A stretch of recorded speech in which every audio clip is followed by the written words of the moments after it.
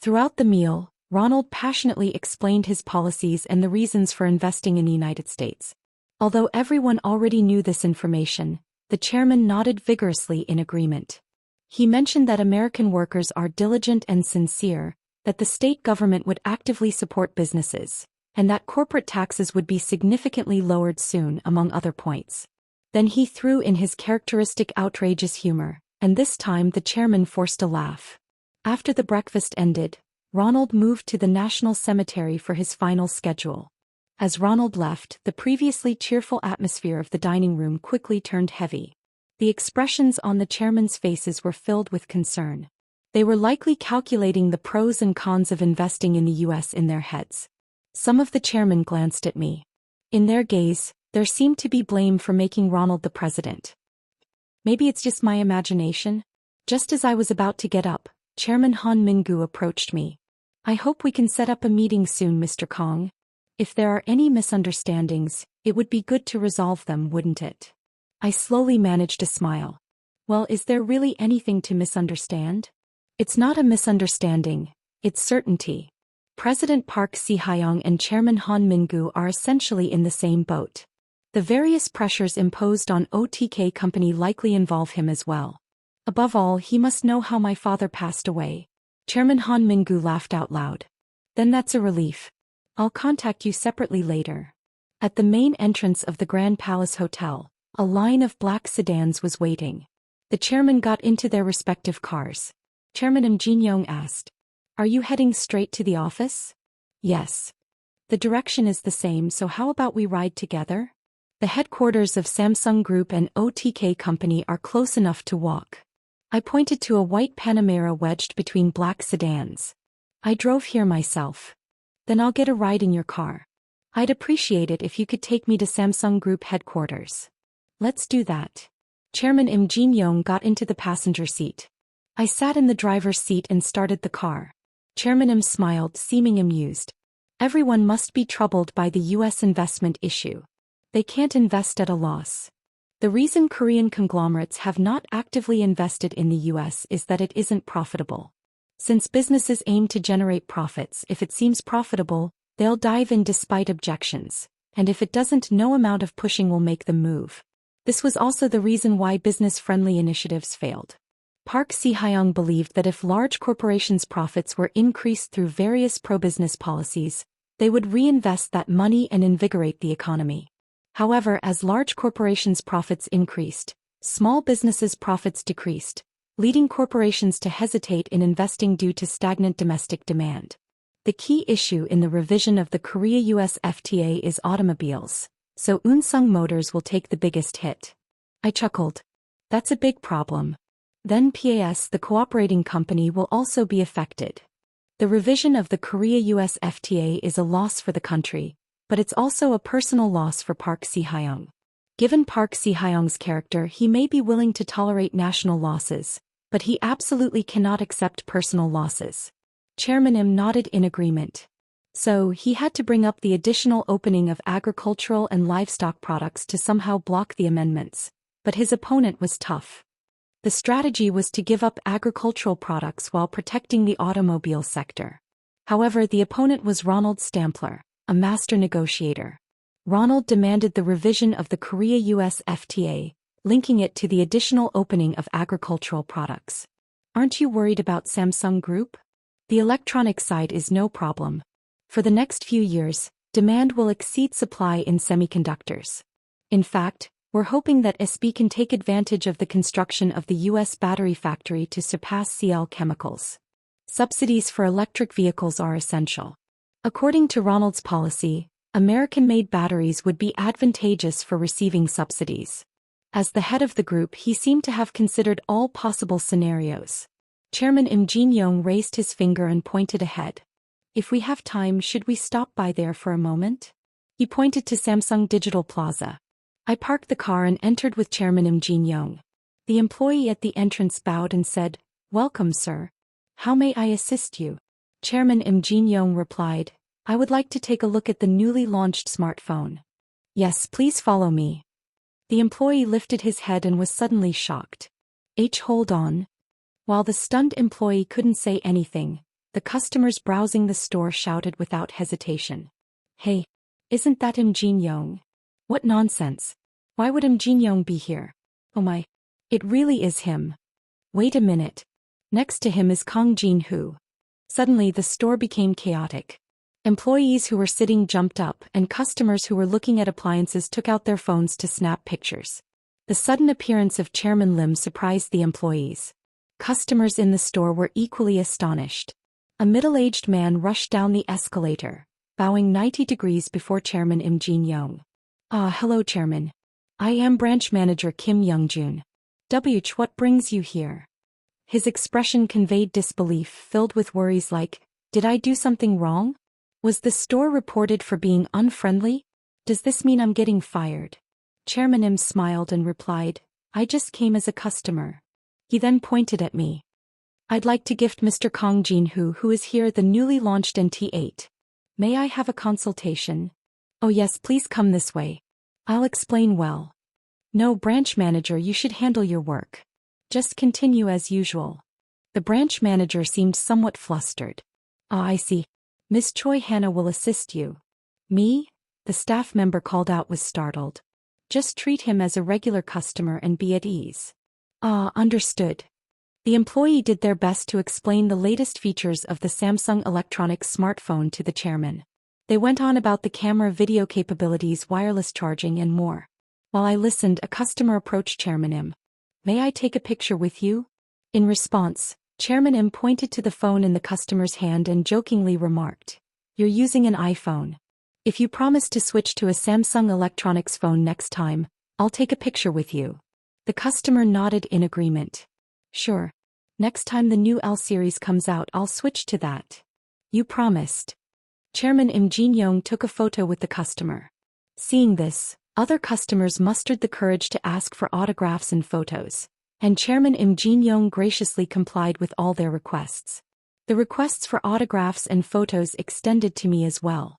With the chairman of Samsung Group providing fan service beside me, I couldn't decline without facing criticism. Reluctantly, I also joined in giving autographs and taking pictures with the people. After the fan meeting, Chairman Im Jin-young purchased 10 NT8s in various colors and handed them to me. This is a gift. Please share it with those around you. Smartphone prices have been steadily rising, and 10 of them cost over 10 million won. Is it really okay for me to accept this? Of course. This time it won't explode, so you can use it with peace of mind. Although I didn't feel the need to change, I had no reason to refuse when it was just given to me. I bet you will like it. We got back in the car. Chairman Im Jin-young, fiddling with his phone, suddenly burst into laughter. Ha ha ha. What's so funny? The article is already out. Chairman Im Jin-young handed me his phone. Chairman Im Jin-young of Samsung Group surprises by visiting Seosung Digital Plaza with OTK Company's CEO Kang Jin-hoo. Chairman Im Jin-young gifts NT8 to CEO Kang Jin-hoo.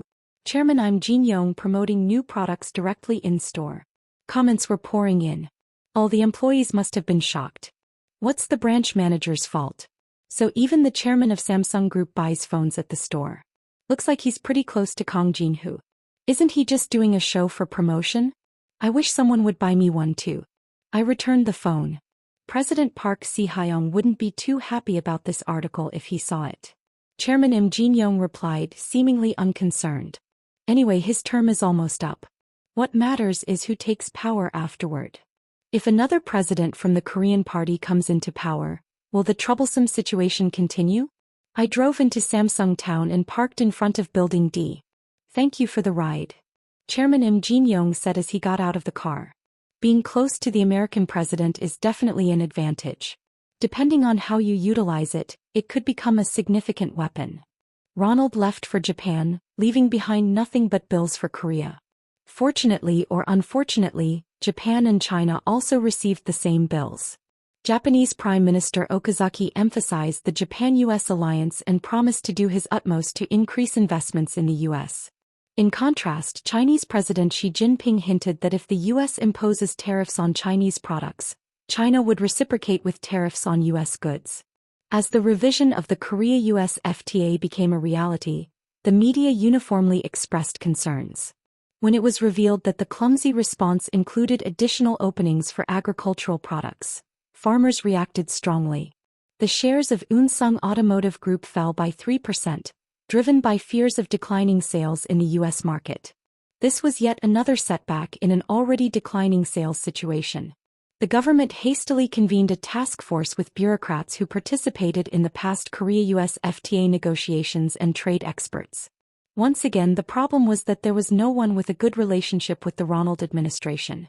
Since Ronald's election, opinions have consistently arisen about the need to reorganize the diplomatic line, but several opportunities were missed while focusing on domestic issues.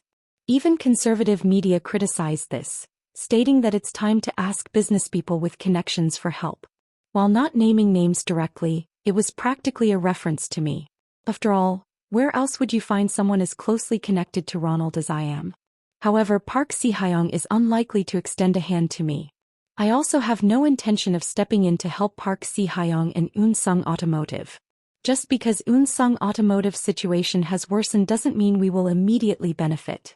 The U.S. is a battleground for automotive manufacturers from around the globe.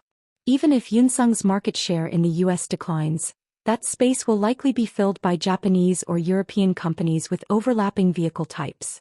Hot patch. Rookie actress Min Seo-yoon caught meeting K-company Seo Park Sang-yeep.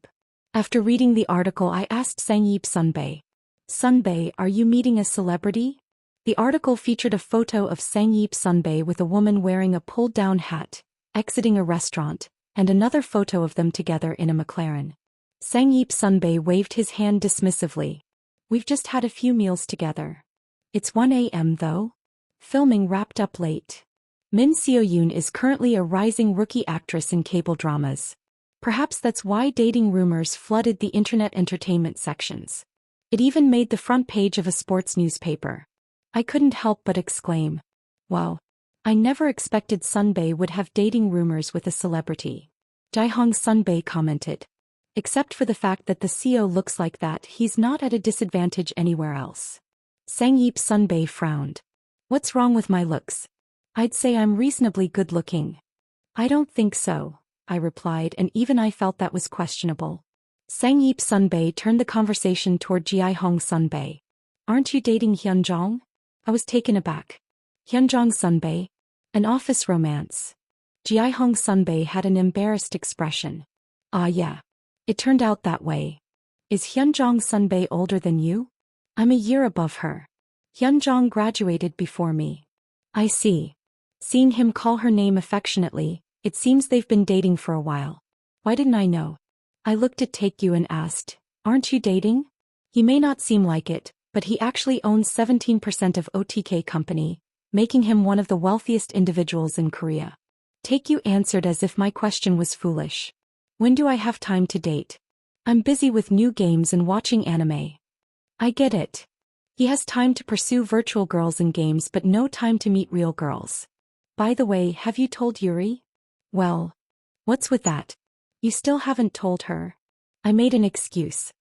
"I've been busy with other things. I had talked to Ellie a few times after we started dating, but when I actually tried to bring it up, finding the right moment was hard. In hindsight, it feels odd to say, I'm dating Ellie, out of the blue when we weren't that close." Taekyu held up a sports newspaper. "You should tell her soon. Imagine how disappointing it'll be if she finds out through an article later." I nodded. "I know. I had been meaning to tell her. How should I say it?" Yuri, whom I hadn't seen in a while, looked even prettier. She was wearing a white t-shirt paired with a polka-dotted flare skirt, and her light blonde hair was tied up with a ribbon. Maybe because she had makeup on, she appeared a bit more mature than usual. After a moment, Yuri spoke up. "Wow, I see. So you're dating that foreign girl, huh?" She didn't seem too surprised. In fact, her reaction suggested she had expected it to some degree. "I thought so when we met last time." "Really?" Yuri curled a strand of her blonde hair around her finger. "Well, when two people meet, it's possible for them to date, right?" I awkwardly smiled. "Yeah, that's true. And then they might break up." "Huh." Yuri smiled and stood up. "Anyway, let's watch a movie today." "As it should we?" We entered the cinema to watch the movie we had booked in advance. Since it was a weekday afternoon, there weren't many people around. For some reason I found it hard to concentrate on the movie. How much time had passed since it started? When I glanced over, I saw that Yuri was crying. I was taken aback. Whoa. Why are you crying? Yuri wiped her tears with the back of her hand and said, "The movie is just so sad." On the screen, giant robots were fiercely battling each other. Is she emotionally invested in the robots? After the movie ended, I took Yuri home after we had eaten. I handed her the shopping bag I had placed in the back seat. What's this? It's a smartphone. I got it from Chairman Im Jin-young. Yuri nodded. Oh. I saw the article. They said Chairman Im bought it directly at the store, right? Our appearance at Samsung Digital Plaza was even reported by foreign media. From Samsung Electronics' perspective, they enjoyed the publicity without spending a penny. Or maybe from Chairman Im's perspective, it was $1 million expense? He told me to share it with close friends. Yuri immediately unwrapped the packaging and pulled out the phone. Wow. It's rose gold. It's the color you like. When we went to buy the L6 together before, Yuri wanted to get a rose gold one but couldn't because it was out of stock. So I purposely brought this one for her. You remembered. Thank you. Well, I'm not the one giving it to you. Thank Chairman Im, not me. Still, you're the one who gave it to me, so I want to thank you. As Yuri got out of the car, she asked, "Are you going to marry Ellie Uni?" Huh. What does that mean? Yuri smiled brightly. Just kidding. Then see you next time, senior. Get home safe. I simply watched Yuri's back as she entered, thinking, is this how it ends well? I crossed over to the Golden Gate building with Taekyu. In the branch manager's office were Hyunju and Ellie together. I handed a shopping bag to Ellie. Here you go. What is this? It's a smartphone from Samsung Electronics. Chairman Im Jin-young is giving them out. Ellie was delighted. Really? I was just thinking to get one while watching the ad. Taekyu placed the shopping bag on the desk. I've got one for you too. Hyunju closed the documents she was looking at. I don't want to deal with transferring data. I'll help you, Uni. These days it just takes a few taps. Taekyu switched the SIM card and transferred the data. As if that wasn't enough, he even neatly applied a screen protector. Anyone would think he was an employee of Samsung Electronics. The desk and coffee table were piled high with documents. What's all this? Hyunju asked, speaking with a cigarette in her mouth. These are reports on cryptocurrencies published by global investment banks. I was quite surprised. Really? Just a few months prior, global investment banks showed little interest in cryptocurrencies. But now the situation had changed. The market cap had exceeded $200 billion, becoming a market that no one could ignore. Some experts predicted that the cryptocurrency market size would surpass $1 trillion within a year. It's not just IBs. The Chicago Options Exchange, COBE, is considering futures trading for Bitcoin. Once it seems profitable, everyone starts to move. Ellie said with a sad look. I've been working overtime for days just to watch this. Jin-Hoo, say something. Me. What power do I have? I picked up something at random. It was a report issued by Merrill Lynch. It contained concepts about blockchain, along with detailed features and graphs of each coin. There were also reports from JP Morgan, Morgan Stanley, Merrill Lynch, Nomura Securities, Golden Gate, and domestic securities firms. What do you think after reading it? I understand the concepts of blockchain and cryptocurrency, but I don't get why the prices are rising. Honestly, I don't understand either. As prices rise, buying pressure follows, leading to continuous price increases. Current economic theories cannot explain the present skyrocketing of cryptocurrencies. Perhaps for this reason, most economists and investment experts hold a negative view toward the crypto craze. Golden Gate is no exception. Chase Southwell, the head of the Asia branch, stated that cryptocurrencies are a massive bubble, and he would never invest in related products. Hyunju, while smoking, asked, "How much longer do you think this will last?" Well, nobody knows that. Just as one only realizes it's spring after flowers have fallen, people acknowledge the bubble only after a crash occurs. If there's no crash, it's not a bubble. The problem is there's no assessment standard for the value of cryptocurrencies. Indicators like PBR, PR, and ROE used in stock markets are completely meaningless here. In some ways, it may hold no value at all, and in other ways, it could possess immense value. As the market grew, new initial coin offerings (ICOs) became actively developed, similar to the procedures of a stock IPO. Various new coins emerged. Once they settled in the market, it wasn't unusual for their values to multiply several times over. With the emergence of new coins, the share of Bitcoin has been gradually decreasing. However, as the largest single coin, it still reigns as the base currency in the cryptocurrency market. Take-You handed the newly finished phone, after the data transfer to Hyunju and Ellie. Right now, kids playing games and those gambling are all crazed over coins. Why poker? There are kids making money playing Texas Hold'em on online gambling sites. To outsiders, poker might seem like a game of chance, but it is actually more like a brain sport that requires skill beyond luck. In one or two games, a lucky beginner might win money, but over multiple games, it's the skilled players who come out on top. That's why there are professional poker players and world championships. But isn't that illegal? They access foreign gambling sites. They even organize groups to run poker rooms. South Korea has strict laws regarding gambling. There is only one casino for locals in Jongseon, Gangwon Province. All other types of casinos are illegal. The same goes for online casinos. In contrast, some countries allow online casinos. However, regardless of whether it's a legal site abroad, it's illegal for locals to access and play there. Just like foreign-made pornography is illegal in our country. Because these sites are accessed by poker players from all over the world, the process of transferring betting funds became quite complicated. It took a long time for approvals. So some sites have been substituting remittances with Bitcoin for a long time. This situation was similar in the international market for trading game items. As a result, people accessing gaming or gambling sites were relatively exposed to cryptocurrency first. Takyu also obtained Bitcoin while disposing of game characters and items during a time when he didn't even know what cryptocurrency was. There are already kids making tens or hundreds of billions won. Just yesterday, a kid who was playing poker in a small room is now driving a Bentley or Lamborghini. It's no longer a dream that coins bought for 1 or 2 won have surged dozens of times, resulting in a windfall. Sitting in front of a computer playing poker all day earning double is difficult. However, cryptocurrencies could earn that amount several times over in just a few days. Even though online gambling is illegal, cryptocurrencies are legal. As users moved to cryptocurrency exchanges, gambling sites faced significant difficulties due to a decrease in users. Despite government crackdowns, gambling sites that previously went undetected had to shut down thanks to cryptocurrency. Hyunju looked incredulous. The world is going mad. Wasn't it the same when the internet first emerged? Who could have imagined online shopping and financial transactions? Is blockchain and cryptocurrency really that significant? What's important is that there are people who believe it. The price is determined not by how much value I assign, but by how much value others assign.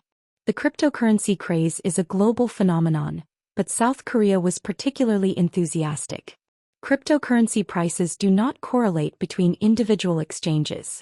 Thus, even for the same coin there can be discrepancies in amounts between exchanges. Interestingly, cryptocurrency prices are notably higher in South Korea compared to other countries. Looking at Bitcoin alone, it is currently more than 7% expensive compared to the US price, and other coins are traded at approximately 5 to 10% higher. This was referred to as the kimchi premium, and it attracted interest from abroad regarding South Korea's irrational enthusiasm. Why is it only traded so expensively in Korea? First of all, the most important reason is that arbitrage is blocked. Even with identical products, prices can vary across markets for various reasons. In this case, one buys products in cheaper markets and sells them in more expensive ones, which is called arbitrage. As arbitrage continues, buying in the cheaper market raises the product price there, while selling in the expensive market lowers the price, leading to a degree of price similarity between the two markets. Theoretically, you can buy a cryptocurrency like Bitcoin in less expensive exchanges in the US or Japan and sell it in the more expensive Korean exchange to profit from the price difference. However, using foreign exchanges requires opening accounts abroad and wiring money, which is not easy and incurs exchange and transfer fees. Moving Bitcoin bought from a foreign exchange back to a Korean exchange is the same. Considering the time and fees, there is not much difference in total costs from buying directly in Korea. Supply from abroad is limited while demand continues to increase, leading to rising premiums. As long as prices keep rising, the premium shouldn't be a problem. Right now it's truly a bull market. Any coin you buy will increase in value. Unlike the stock market, which only operates on weekdays from 9 a.m. to 3:30 p.m., the crypto market is open 24/7. Plus, there are no disclosure systems or various regulations, and there are no price limits either. Prices can really rise or fall multiple times in a single day. At this point, it resembles a high-stakes gambling game. No wonder gambling sites are going bankrupt one after another. Hyunju, looking disappointed, said, "Should I have invested when I had the chance?" When K Company decided to invest heavily in cryptocurrencies, Hyunju expressed serious concerns about the market's unpredictability. But rather than crashing, an unbelievable surge occurred afterwards, far surpassing any stock market increases. Thanks to that, we've already made multiple profits. Hyunju, looking troubled, crushed her cigarette in the ashtray. Is it okay to invest now? Well, even though the market size has grown, it still can't compare to stocks or bonds. Even combined, all the Bitcoin and altcoins don't reach Samsung Electronics' market cap. Hearing this, Taikyu chimed in. I used to think it was insane when one Bitcoin was over $1,000. The phrase, the largest bubble since the dot-com bubble, wasn't coined for no reason. It may be smaller than the stock market, but if you look at the rise of individual coins, it's at a level that's even greater than the dot-com bubble. Where will this bubble ultimately end? Maybe the real rise just begins now. Investing only a portion of managed assets wouldn't be a bad idea. Hyunju still looked skeptical. Then Taikyu said, "Listen to Jinhu, Nuna." Ellie agreed. Right. When has listening to Jinhu ever led to a loss? Hyunju, thinking hard, nodded her head. You can't just push clients' money into an uncertain market. Fortunately, the Korean branch has managed to secure some cash.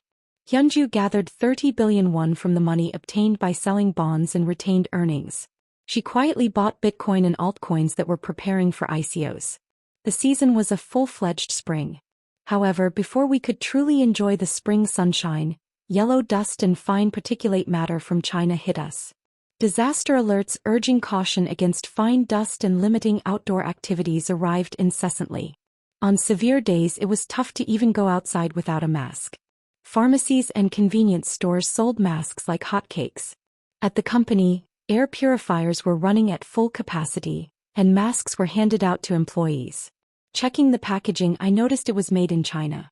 Taekyu remarked with curiosity, "They're even exporting fine dust and masks." I nodded in agreement. This is true creative economy. To reduce worsening fine dust, eco-friendly cars need to be widely promoted. We have to quickly launch electric vehicles and sell them worldwide. I video called Daryl for the first time in a while. He seemed worn out, possibly due to his struggles. It looks like he's lost some hair too. Among the companies invested by OTK Company, some are profitable while others are losing money. The company suffering the most losses is naturally Keros, which is currently losing more than it earns from other sources. Since rejecting the request to increase profit margins, relations with dealers have soured, leading to a sharp decline in sales. With inventory piling up and no sales, the factory partially shut down operations. As production halted, employees found themselves with nothing to do. Fortunately, the development of new cars is progressing quickly. Chrysler has gone through several management crises and drastically restructured its lineup. Thus, the number of models currently available for sale is limited. They plan to discontinue those models entirely and release 2 new cars under the Keros brand. One sedan and one SUV, both mid-sized, utilizing the same platform to reduce development costs. The engine has been improved as much as possible, and instead of developing the transmission in-house, they decided to purchase it from a German company.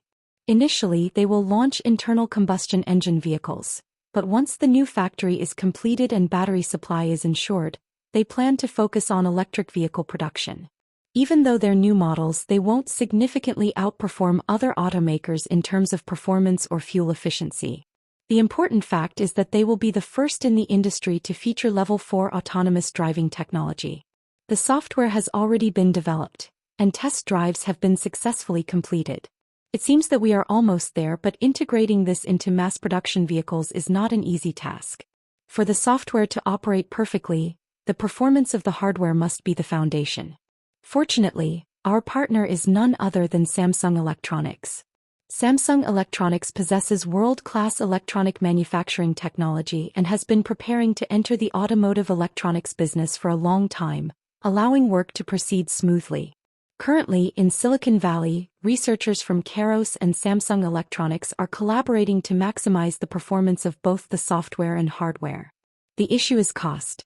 The hardware costs for the test vehicle amount to $100,000.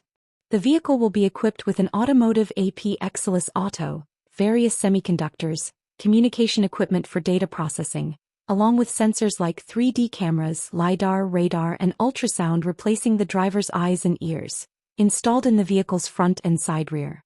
The key will be how much we can reduce costs through mass production and technology development. When you think about it, the hardware needed to implement advanced technology has always been expensive. In the early 90s, a 386 computer cost over 5 million won. Considering inflation, this equates to over 10 million won today. However, now one can buy a computer with hundreds of times more performance for less than 1/10 of that price. In the near future, once mass production of autonomous vehicles becomes a reality, the prices of related components will also drop rapidly. But that is a story for later. What matters to us is the present.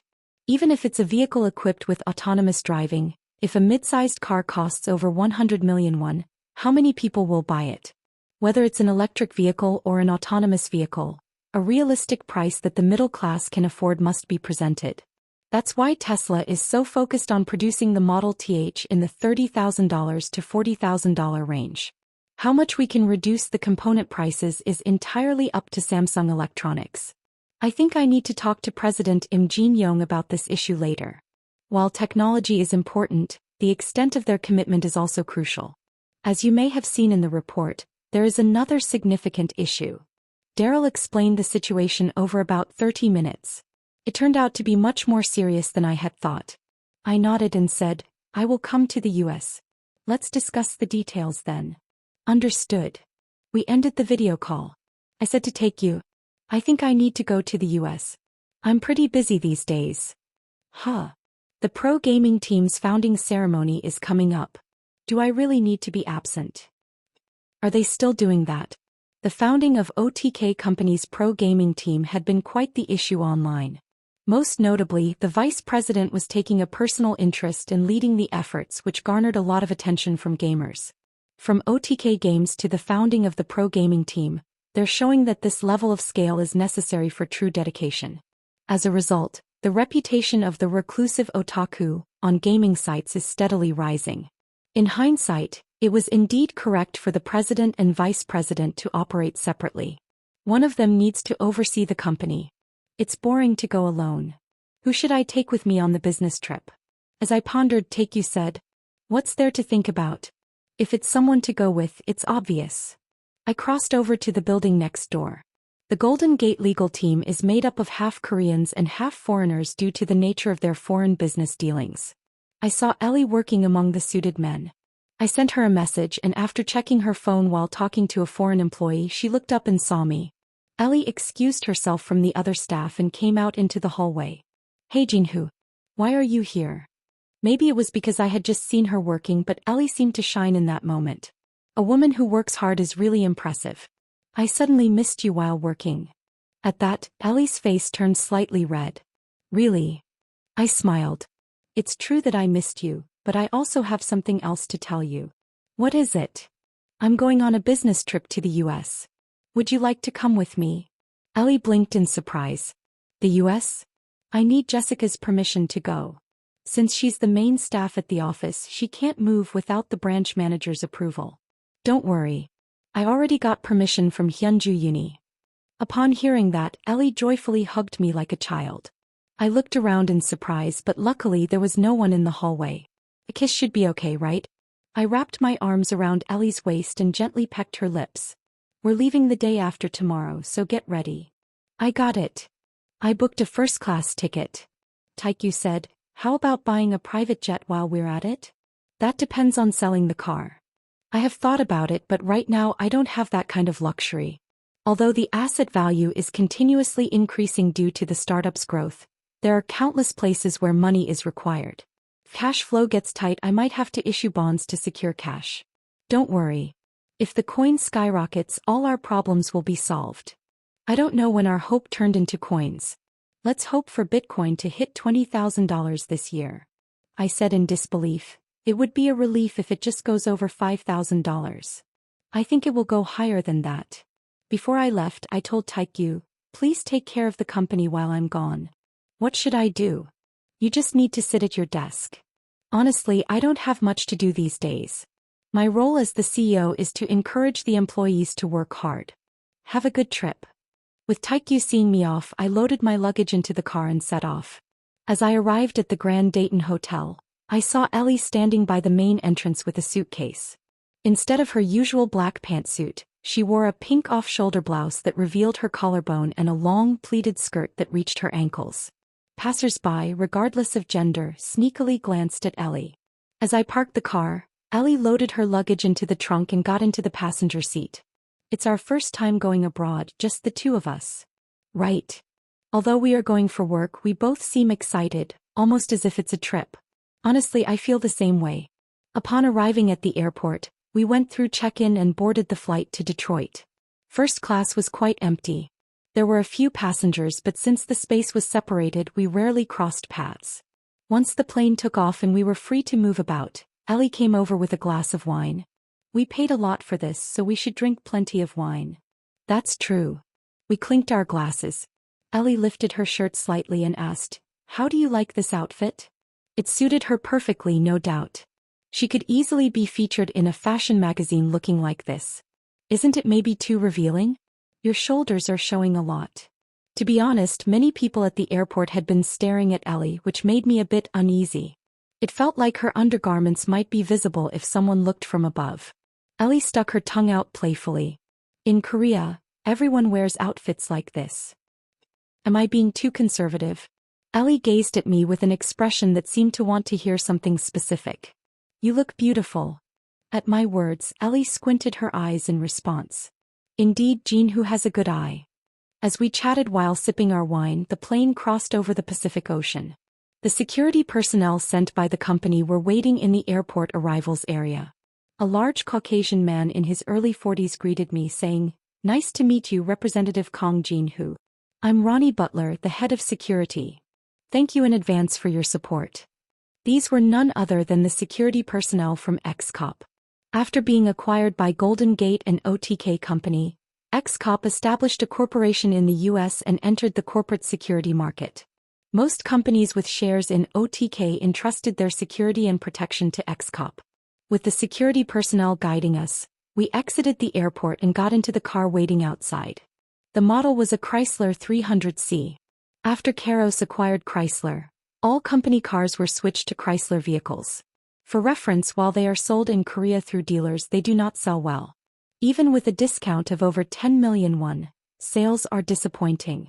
It's painful to say this, but for that money it's better to buy a Unsung car. Alternatively, one could add more money and buy a German car. There's always a reason things don't sell. We first moved to our accommodation near Kairos headquarters to unpack our bags. Naturally, there were 2 rooms. I changed into a suit and Ellie wore a black pantsuit as usual. We then got back into the car to head to Kairos headquarters. Upon arriving, Daryl and the executives were waiting for us, having finished preparing for the meeting. I greeted them warmly and introduced Ellie. This is our attorney from the Golden Gate Korean branch. Ellie smiled and introduced herself. Nice to meet you, I'm Ellie Kim.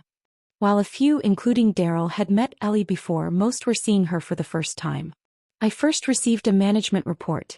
I was already aware that sales had plummeted and that losses were growing like a snowball. Let's move on to the new cars. Ryan, the COO, displayed renderings of sedans and SUVs on the screen. The design was clean and free of unnecessary embellishments. The streamlined body wasn't breathtaking, but there was nothing particularly wrong with it. Some details may change during the mass production process. It's a design that wouldn't get tiresome even after a long time. What I appreciate most is that it completely erased the colors of the previous Chrysler models. Now the most important discussion remains. Daryl spoke with a serious expression. The union has presented 21 demands, including wage increases, and they say they will go on a general strike if their requests are not accepted. The company does not belong solely to the president or shareholders. The workers employed there are also a part of the company. Workers have the right to form unions, negotiate collectively, and strike if their demands are not met. When Kairos acquired Chrysler, it included provisions regarding employment succession. Therefore, we did not implement wage cuts or restructuring after the acquisition. Ryan said, if production disruptions occur, even the remaining sales network will completely collapse. The nature of the automotive industry with its reliance on conveyor belt operations means that if workers at one stage of the process stop working, the entire factory halts.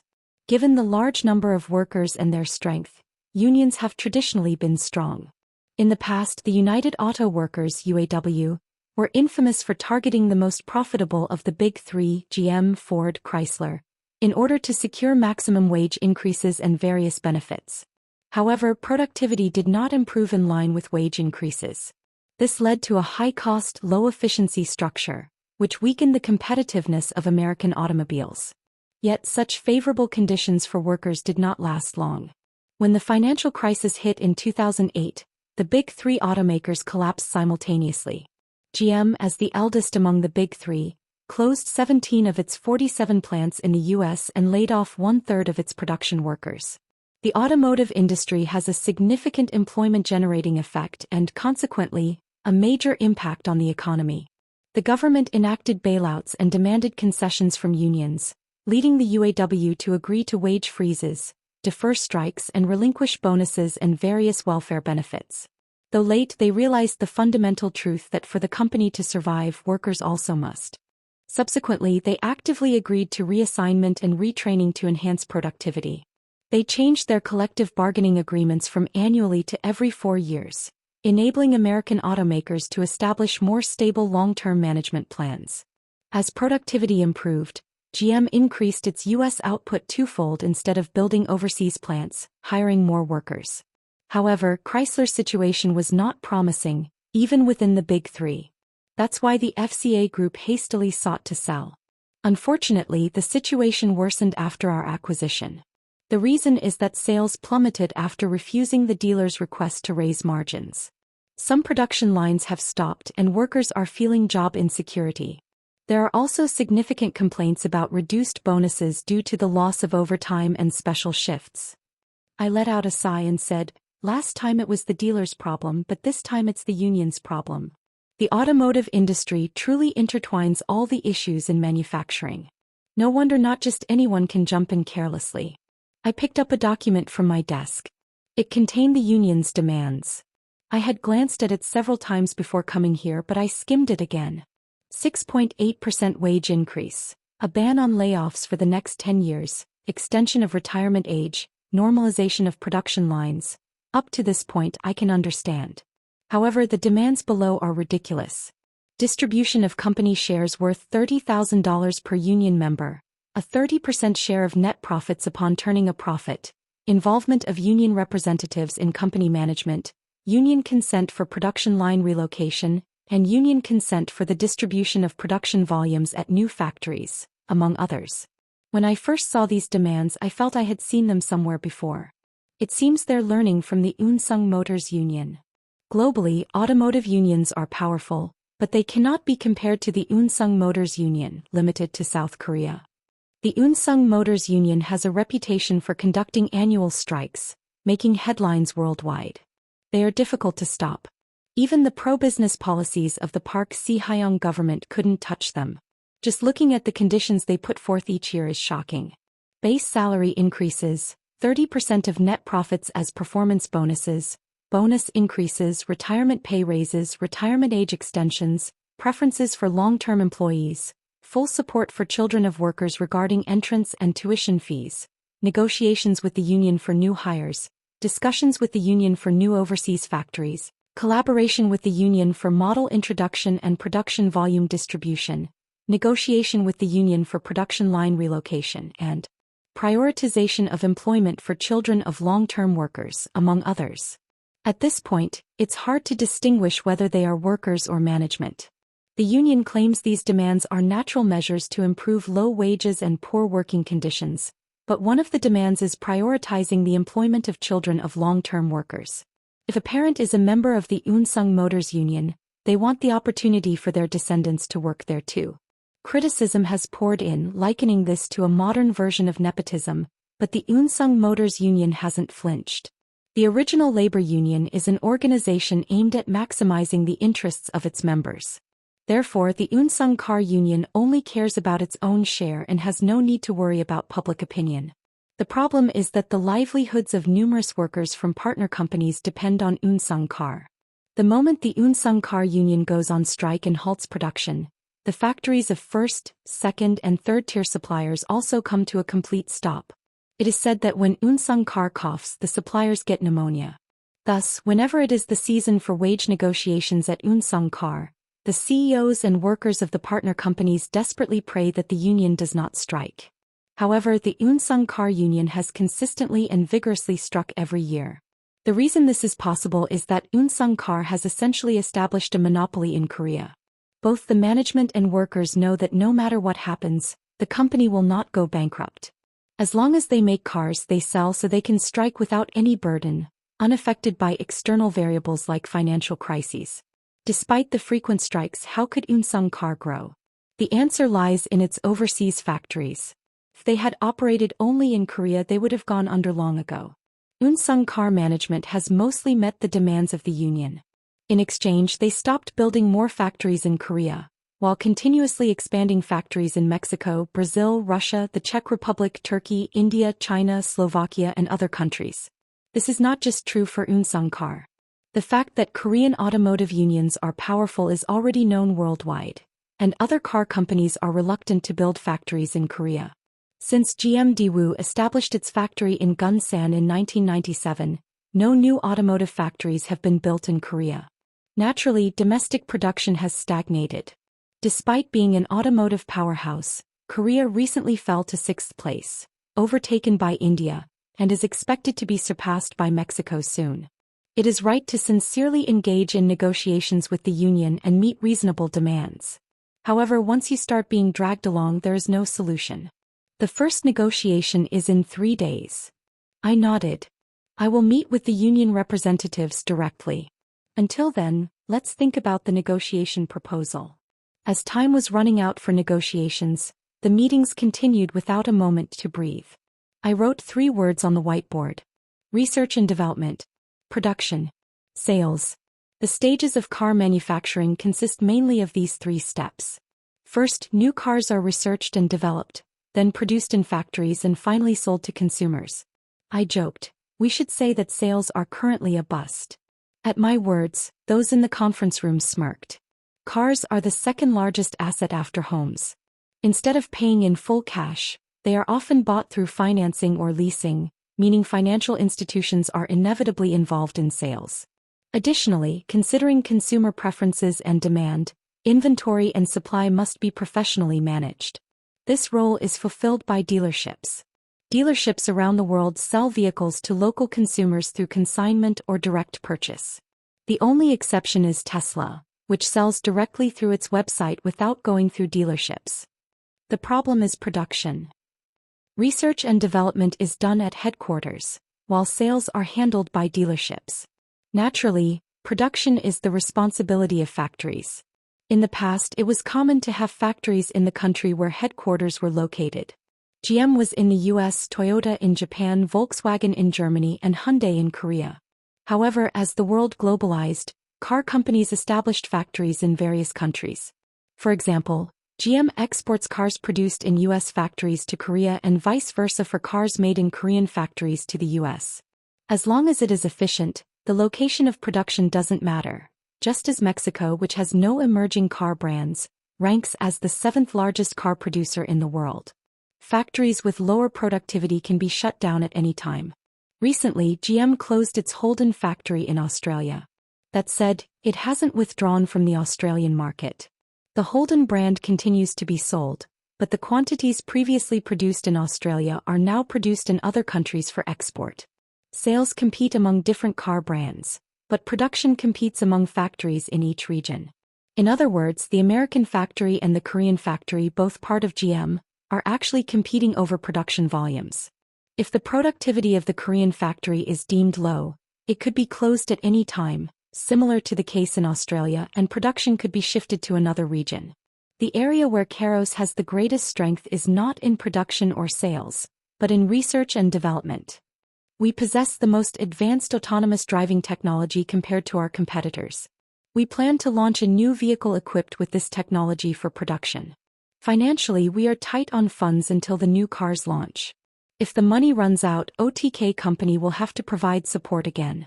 The issue is that OTK company has limited funds left after purchasing Samsung SB shares and building the TS company factory.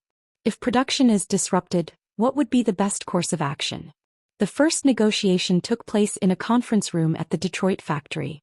We arrived early and waited. After a while, the door opened and people came in. I was startled when I saw the first person enter. It was a middle-aged man with a bald head and a thick mustache and beard. He was nearly 2 meters tall. No, not just nearly, he was definitely over 2 meters. Maybe around 2.2 meters? He had a bulging belly, but his massive size didn't make him feel fat. The forearm that peeked out from under his sleeve was thicker than my thigh. The shining bald head under the light felt intimidating. I thought my senior Sang-yeep looked like a bear, but compared to this man he resembled a teddy bear. Who on earth is this guy? Could he be a pro wrestler sent to overpower the management? I'm Union Chairman Dennis Block. Oh yes. So he's the Union Chairman. I almost misunderstood. He kind of looks like Big Show. But that wasn't the end of it. Next, an African American resembling The Rock, and a white man who looked like Brock Lesnar entered and stood on either side of him. Are union representatives chosen like pro wrestlers here? Seeing the physicality of American workers made me suddenly miss Korea. Dennis looked at Ellie standing next to me and said, "Did you bring your girlfriend to such an occasion?" Well, it's true that she's my girlfriend. Ellie smiled as if nothing was wrong and introduced herself. Nice to meet you. I'm attorney Ellie Kim. He looked taken aback as if he didn't expect such a beauty to be a lawyer. Nice to meet you. Thanks to Ellie, I was able to regain some composure. Surely they wouldn't hit me just because the negotiations weren't going well? But if I were to be hit, I could die. I am Kang Jin-hoo, the CEO of OTK Company. Nice to meet you. The union representatives looked at me with curiosity. It seemed they were surprised that I had come in person. We each greeted one another and took our seats. First, CEO Daryl of Keros spoke up. I have thoroughly looked into the union's demands. It is impossible for management to accept all of those demands. At this, Dennis raised his eyebrows. If our demands are not accepted, we will have no choice but to go on strike. To go on strike, more than 2/3 of the union members must vote in favor. Given the current situation, the likelihood of approval is quite high. I nodded. Well then, do what you must. The eyes of the union representatives turned towards me in unison. I continued looking at them. I respect the rights of all workers. Even if you go on strike, there will be no workplace closures or layoffs. Salaries will continue to be paid. So, whether you choose to work while receiving a salary or go on strike, that decision is up to you. The financial crisis that began in the U.S. in 2008 dealt a severe blow to the American economy. During the recovery process, financial institutions and IT companies saw significant growth, while the manufacturing sector did not benefit much. This led to rising dissatisfaction among white workers, which contributed to Ronald's election victory. From his candidacy, Ronald claimed he would prioritize American workers, and we built factories in the Rust Belt to fulfill his promises. CNN and NBC, which Ronald labeled as fake news, were keen to find faults in him and showed significant interest in the recent Keros labor negotiations. Ronald and I are in the same boat. If we exert any pressure on the union, they will immediately release aggressive articles. Companies supporting Ronald, claiming they would create jobs for American workers, would end up oppressing those workers. Therefore, we found it challenging to respond strongly against the union. The union is also aware of this, using the threat of a general strike to apply pressure on us. We have no intention of repressing the union, but we also won't concede to unreasonable demands. Once we start being dragged around by the union, we could end up like Unsung Motors. Unsung has overseas factories, but we have all our plants in the U.S. So we must negotiate with principles rather than focusing solely on immediate profits. In a way, this might be a blessing.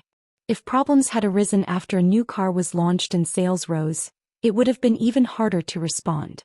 Conversely, with the sales network collapsing and sales plummeting now, it's the best time to negotiate with the union. Dennis glared at me with an intimidating look, arms crossed. I saw beads of sweat rolling down his shiny bald head. He was probably shocked.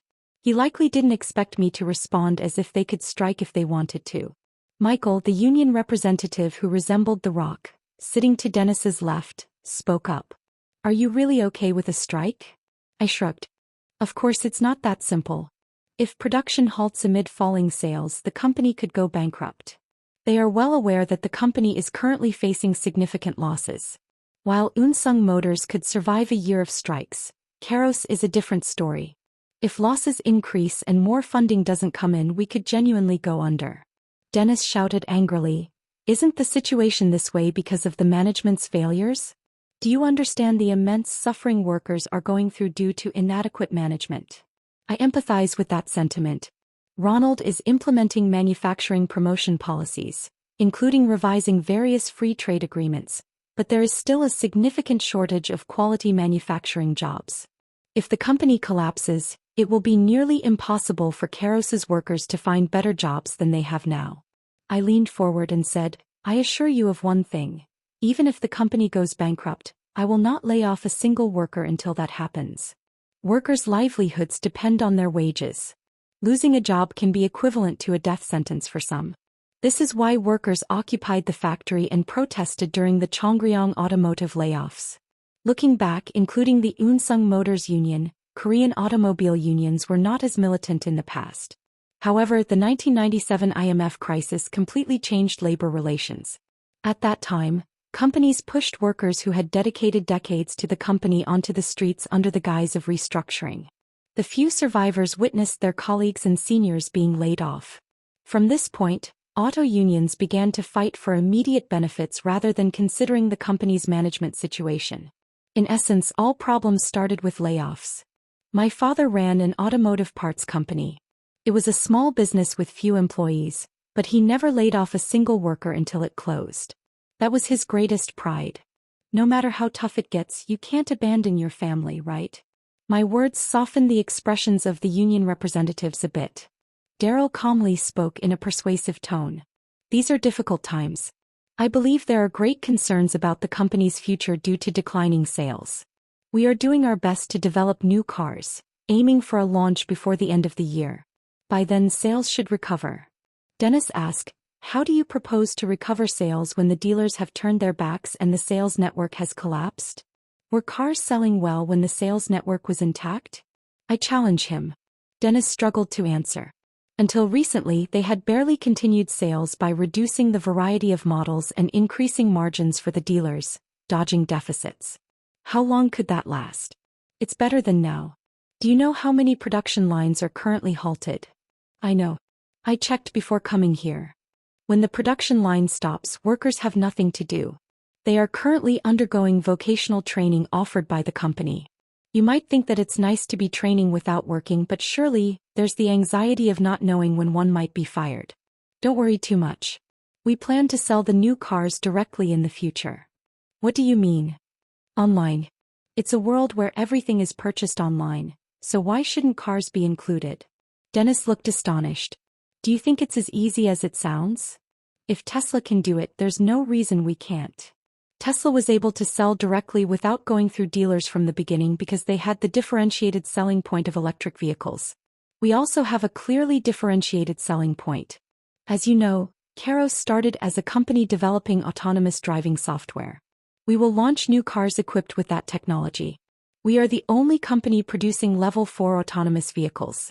If we provide enough value to our customers, we can sell without going through dealers. This will increase our profit by the margin typically taken by dealers. My goal is simple. Develop great cars, produce them in the US and sell them around the world. The automotive industry is changing rapidly. Nordic countries are poised to ban the sales of internal combustion engine cars within 10 years, and all companies are hastening the development of future cars. We need to move ahead of that. The new car to be launched is Keros's first and last internal combustion engine vehicle. The new factories under construction are all to be electric vehicle plants, and existing factories will also convert to electric vehicle production in the long term. Even for the same automobile, there are significant differences in the production methods between internal combustion engine cars and electric vehicles. The number of parts in an internal combustion engine car reaches 30,000, while an electric vehicle has only about one-third of that. There's no engine or transmission. With fewer parts, the assembly process will decrease, which will lead to a significant reduction in the number of workers in the factory. This is not just an issue for automotive factories.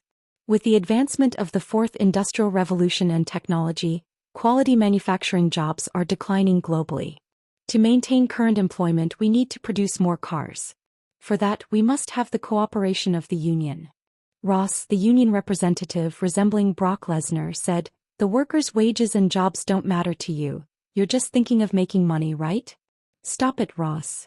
Dennis intervened, thinking the comment was too harsh. I nodded. "That's correct. I am an investor and I like money. The reason I invested a large sum in Kairos was not for charity but for profit. However, I have no intention of siphoning money earned from new cars to OTK company. I will invest all the money made from new cars into electric vehicles. This way I will build more factories and hire more Americans. The benefits will be distributed not only among you but also to the workers of our partners." I'm sure everyone remembers President Ronald's speech here in Detroit during the election. I am eager to contribute to increasing jobs in America. The union members showed subtle expressions regarding my words. Unions are interest groups for workers belonging to those organizations. Even if companies hire more staff and take care of partner workers, it does not benefit those currently belonging to the union. Yet it wouldn't be easy for them to demand only their wages be raised, neglecting other workers. The reason the public criticizes the Unsung Car Union isn't because they receive high wages. There are many professions such as IT and finance which pay even more.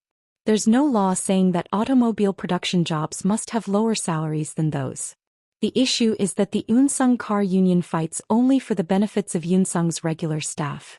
As wage increases and benefits grow, the company has felt a strong burden in hiring more permanent staff.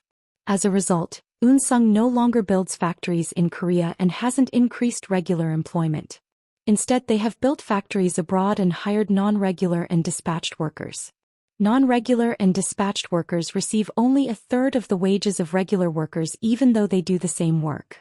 The wage gap with partner workers has continued to widen. Viewed from another perspective, the union's wage increases for its members are squeezing the wages of other workers. Dennis shook his head. Will the company be able to hold out until then? Where's the guarantee that the factory won't close if things don't go as planned? I stated firmly. I guarantee it. The union members' gazes shifted toward me in unison. If necessary, I will fund it by issuing bonds from OTK company. I am willing to do anything to protect the company. Strictly speaking, I am not part of Kairos management but the majority shareholder with 96% ownership. I am also a partner who owns battery companies and research institutes connected to Kairos, and a lender bringing funds. As I made my clear determination, the union members could no longer say anything on the matter. Now let's start discussing the demands, Ryan said. Out of the 21 demands, we cannot accept the items related to management. Also, given the current financial situation of the company, wage increases are also difficult. In response, Dennis immediately countered. The back and forth between the management and the union continued. There weren't many points of agreement and most did not narrow the differences, remaining at an impasse. After more than 4 hours of negotiations, everyone began to tire. We could take a short break and then resume, but I think it would be better to discuss the details next time. That way it'll look like I've actually accomplished something by coming to the US. At my words, a few chuckled. This was also directed at the union representatives. Long, drawn-out negotiations that conclude dramatically often appear more favorable. Things that are hard-earned tend to seem more valuable than those easily obtained. From their perspective, the narrative of the management readily conceded would not hold as much prestige as we fought hard to achieve this. Noticing my intent, Dennis and the union members stood up. I'll see you at the second negotiation. After they left, I finally exhaled the breath I'd been holding. Ah. I had acted nonchalantly during the negotiations, but the pressure was quite intense. Rather than worrying about the company collapsing due to failed negotiations, the fear that a single blow could be fatal loomed larger. Isn't it kind of unfair for them to come to the negotiation table with that kind of physique? I was trying to wipe my forehead with my hand, only to find my palms soaked with sweat. Ellie smiled and said, "You did well. Watching you negotiate, you could really be a lawyer." Daryl, seemingly nervous, wiped his sweat with a handkerchief and said, "You did a great job." I patted his shoulder. Comments like that are for after we've completed the negotiations.